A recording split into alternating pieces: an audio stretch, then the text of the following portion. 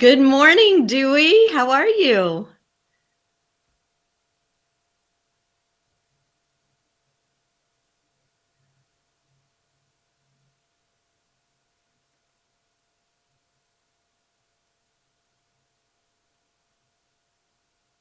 I think we're having some technical difficulties because I can't hear you, Dewey. You can't. Oh, now I can. Now I can. Ah, Hello. I'm back. Good morning. Good morning. Yeah, good I was morning. just I was just saying that it's a rainy day here in Austin, Texas. It's been a rainy 4 kind of days. So the tournament that was here, national level 2 this weekend, got rained out. They played Saturday but couldn't get in any play on Sunday or Monday. So we're going a little stir crazy being inside. We got to get out and hopefully this afternoon. How about there? Yeah, well, I'm not going to tell you what it looks like outside my window right now. It will just make you mad. But you had a pretty good birthday weekend, I heard. So can you tell us what'd you do? Oh my gosh, I jumped out of an airplane with my two daughters. Wow. Well, you're still here, and maybe we can talk about that at some other time because I know we have some pretty heady stuff to kind of dig into today. Yeah, this week we're going to be focusing on the tactical versus the technical side of junior tennis teaching and development. And I think we've got a lot to talk about. I'm not sure how deeply we're going to be able to get into it in our short little 20 minutes today, but we're going to do our darndest.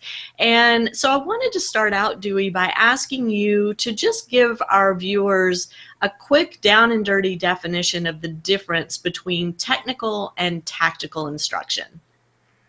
Okay, so I'm gonna try to explain this in a way, maybe not how I understand it, but in a way that everybody can understand it.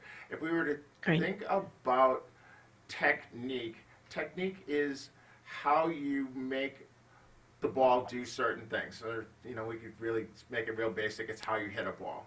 And the tactics are how you actually play the game. So, technique being how you hit the ball, tactics being how you apply technique in order to play the game. Is that I mean, that makes sense to me. okay? Mm, I wonder why it is that more coaches don't teach from a tactical perspective, and we'll kind of dig into what that looks like in a little bit. Um, when we And talk about what, yes, please. sorry, I think, one of the questions that I hear a lot is when is the appropriate age to start teaching tactical? And I did a podcast on that recently, but I'm really interested to hear your perspective on that and give our viewers a little more insight into, what's appropriate at what stage of development for our young players. I believe that if we don't start teaching people how to play the game from day one, then we're doing them a huge disservice. Would we ever just teach someone how to deal out cards and then after we finish dealing the cards, just collect them all and never actually play Go Fish or what an early card game is? So I think all the time we want to start at that very beginning with the tactical intention. Probably the most basic one is I just want to move the person from side to side. So I want to hit the ball here and then I want to hit the ball there and get them moving.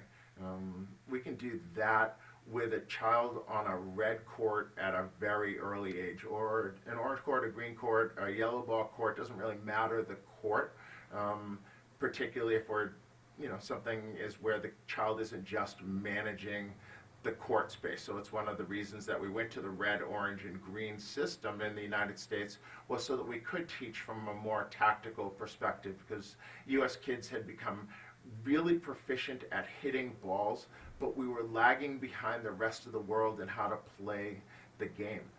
So changed it up a little bit, and I think right from day one we should be teaching the technique from a tactical perspective.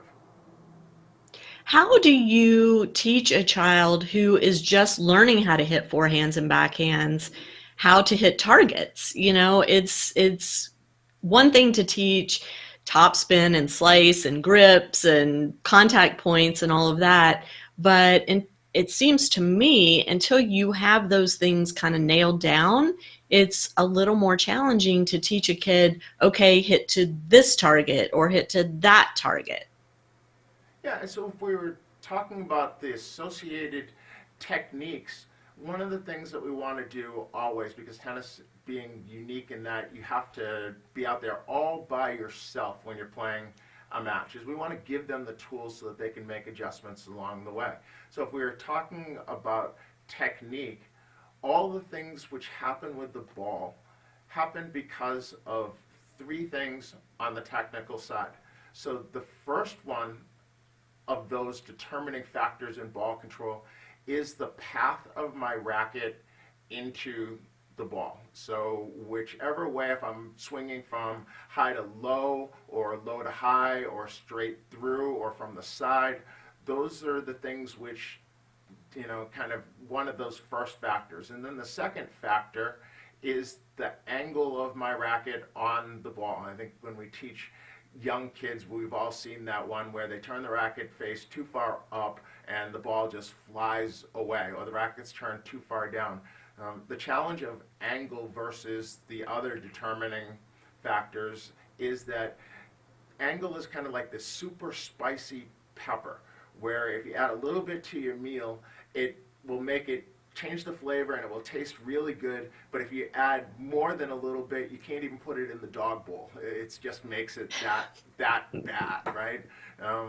So we want to watch how much we talk about angle, but we can determine pretty much anytime the ball goes in the bottom of the net or it flies over the fence, it had something to do with angle. And then there is the third one, which is the speed of my racket into and on the ball. All of these things have to do with what happens all the way up to the point of contact, because we haven't yet figured out how we can play tennis like it's a video game. Once we've made contact with the ball, it pretty quickly leaves our strings, and it's going to do what it's going to do at that part. At that point, we can change our follow-throughs all we want, but we can't add a little English after the fact. So it's, it really is the, speed of my racket into and on the ball, the angle of my racket onto the ball, and the path of my racket into the ball. I think I said those in reverse, but those are the three things. And if we can teach someone that, well, whatever you want to do with the ball comes from those things, I think we give them a little bit of a heads up.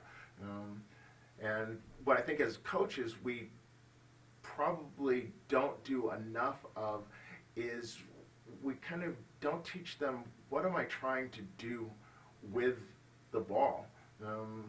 What effect do I hope that my shot's going to have on the person at the other end? When we just teach from a technical perspective, all we're doing is feeding balls out of a basket and teaching someone how to hit a forehand.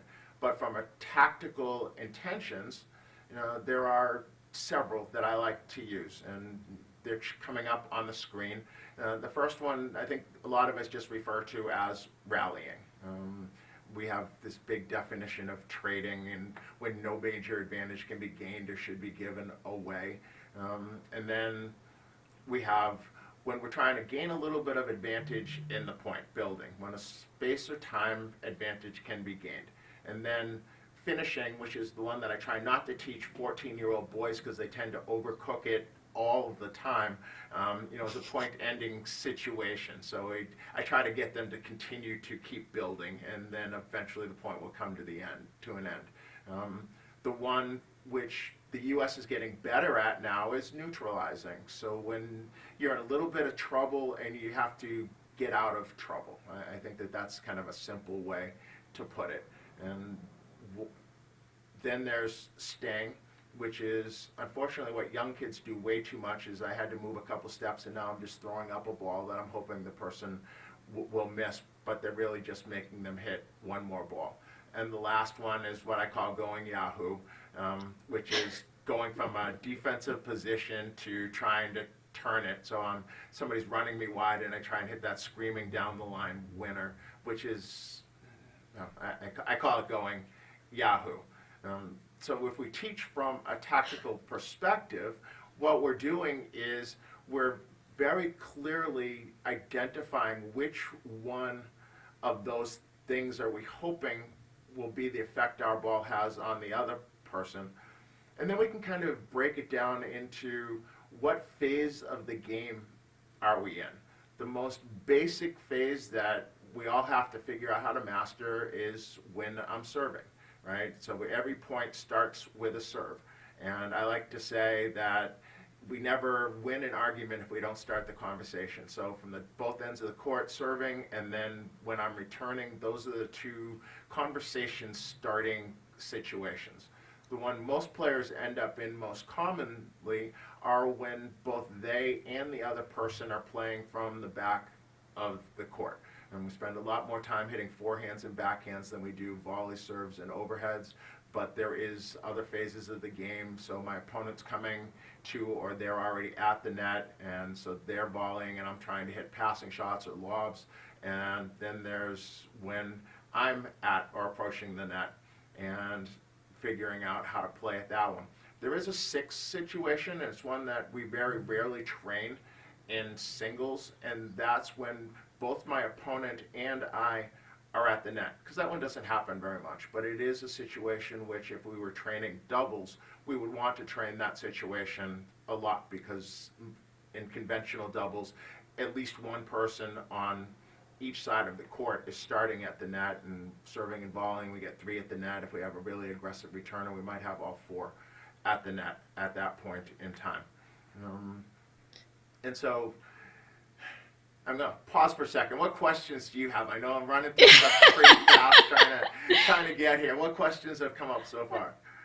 I know we're having to really rush through this today, but one of the things I wanted to point out is, we talk about teaching our player how to recognize situations and what to do in certain situations, but one of the things where I feel like we don't always kind of hit the mark is teaching players to predict what's going to happen. So for example, if I hit a forehand cross court wide, where is my opponent most likely to hit that ball back to me? Can you talk a little bit about, thinking in terms of 1, 2, 3 steps ahead? There are some basic rules that you can think of in terms of what are high percentage plays on a tennis court. And there are a lot of different methodologies that have been put forth as to how to approach that. One of the big ones that are taught across the country and maybe across the world are what's called the Ward-Law directionals. And so determining when it makes sense to change the direction of a ball versus hit the ball back where it came from. Because the easiest place to hit a ball is almost always directly back. We just have to square the racket up with the ball, and send it back where it came from. And then there are certain times when it is more advantageous for the person to hit the ball back where it came from versus change the direction of the ball. And so understanding what those percentages are is a good first place to start. Then there's a kind of a deeper level, which is we're all good at what we practice the most. So if somebody has done nothing but work on hitting a down the line forehand off of a ball that was coming cross court to them, we have to recognize that fairly quickly and what's coming. And we also have to think of, well, when we're playing, you and I have to kind of think about my strengths and weaknesses, your strengths and weaknesses. What's the ball that's coming at me look like? What's the ball that was sent before?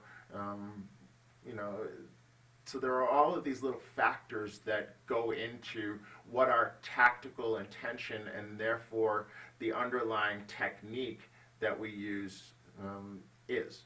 And I like to think form follows function. And so we're always trying to think of what am I trying to do with the ball, and then come up with the best situation with our racket to make the ball do those things. And we could kind of look at it from a ball perspective. I like to think when training, everything starts with the ball and ends with the ball. And so there are ball flight characteristics that every shot has. Every ball has height, more or less. Every ball has depth, so I hit it deeper or I hit it shorter. I also determine the direction, and that's going to kind of be the angle of my racket is often going to be what determines the direction. And then there is spin. Every ball is more or less. It can be extreme topspin all the way to extreme underspin, or I can just spank it and hit it flat. And then there's the speed of the ball. I like to put speed last, because if I master those, how to make those other ball flight characteristics happen, I don't always have to, hit the ball hard. There's a lot of older people learn that actually if I hit it really soft, it tends to work really well. So. Is there an age at which it's too young to teach these things, or is this something that really needs to start at the first lesson? It starts definitely at the first lesson. If we understand how to manipulate the ball to do what it is that we want to do as the first thing, then that opens a whole world of opportunities. And there are some things which maybe can't teach as much. So if I have a really small child and I'm putting them on a red court, red balls don't take spin very much. So concentrating on developing rotation on the ball, particularly in conjunction with height, so getting a ball that bounces up and away from someone, isn't something that makes a lot of sense on a red court to do. It starts being more of a factor on an orange court, which is really where the first major competitions are. There's, orange ball competitions at a pretty significant level, section-wide in most sections at this point in time. And I think that I think it's interesting to point out that, there are reasons for putting kids on a red ball, an orange ball, a green ball. I used to be kind of really anti all of that when there were age restrictions placed on it. But I think we, as a country, the US has kind of embraced the mindset of that these different color balls can be used to teach skills that aren't necessarily directly related to age, but rather related to where the child is in their development. So even, a 16-year-old or, a 56-year-old can come onto a red court and have some advantages by being in that situation on a shorter court with a slower ball and mastering new technique and new tactics as well. Do you agree with that? So, yeah, I'm going to digress here for a second and maybe go slightly off topic, so bring me out of my rabbit hole if I go too far.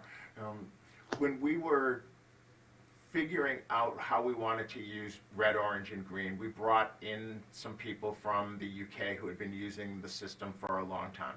And one of them was a gentleman who had written the tennis 10s for the ITF, a guy by the name of Mark Tennant. And while he was there, we were running an adult beginner class, and said, Mark, what would you do if you were to take this and put it into an adult beginner class? And so he went out there and worked with the class. So we put them on a red size court, sideline to sideline, with orange balls, because the red balls really bounce low for an adult, and let them go at it. And what we got from feedback, and I wish that I had actually pulled up the clip if I knew we were going to go here, we asked someone, what did you think? And this woman was like, wow, I was actually playing the game. And I think it was her third lesson. So she'd had 2 lessons on a regular court, yellow balls, and then we put her on a red court with orange balls, and they were having rallies of 30, 40 in a row, and they felt like they were playing the game. Instead of, the things which adults hate about tennis is somebody standing on the other side of the net, barking orders, and standing in line. So those are 2 of the things which really turn adults off to the game of tennis. And by bringing it down, and we created a program which was 4 weeks in that situation, and then they went to 4 weeks on the orange court with green balls, and then 4 weeks on full court full balls, and at the end of 12 weeks they were in adult drills where they were actually playing the game and loved it, and we had huge retention. I would advocate it for anyone. So That's awesome. Yeah. Yeah. Well, as expected, Dewey, we're down to the end of our show, and we still have lots of information to cover on this topic of teaching technical versus tactical. So I want to just let the viewers know we are going to dig a little deeper next week. If you have questions that you'd like us to address, please type them into the comments on either the Parenting Aces or the Tennis 2020 YouTube channel on this show. And Dewey and I will be monitoring that, and we'll incorporate your questions into next week's discussion. But for now, Dewey, it's been great talking to you as always, and look forward to chatting with you again next week. Yeah, I think it's going to be great. And if you do have questions, please put them.